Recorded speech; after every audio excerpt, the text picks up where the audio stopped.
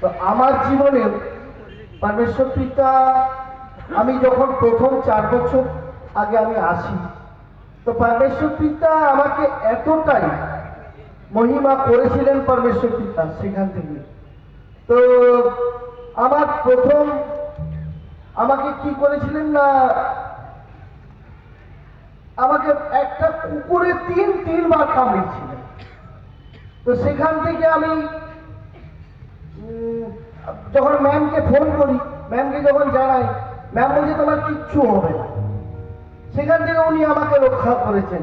যখনই প্রার্থনা করেছি, চাড়াই করেছি এবং সমস্ত বিষয় নিয়ে আমি ওনার কাছে জানিয়েছি, উনি আমার প্রার্থনা শুনেছেন।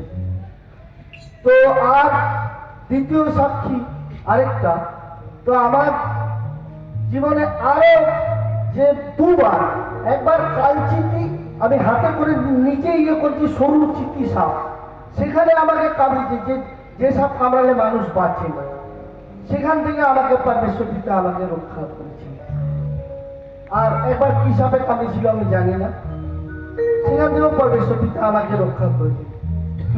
আর আমার জীবনে আরেকটা বড় জিনিস, সব থেকে জানি না আমার কোথায় কি ভুল আছে, আমি এখনো বুঝতে পারছি না। পরমেশ্বর পিতার কাছে তো প্রার্থনা রাখছি, তো পরমেশ্বর পিতা আমাকে অলরেডি আংশিক দৃষ্টি দিয়ে দিয়েছে পরমেশ্বর পিতা।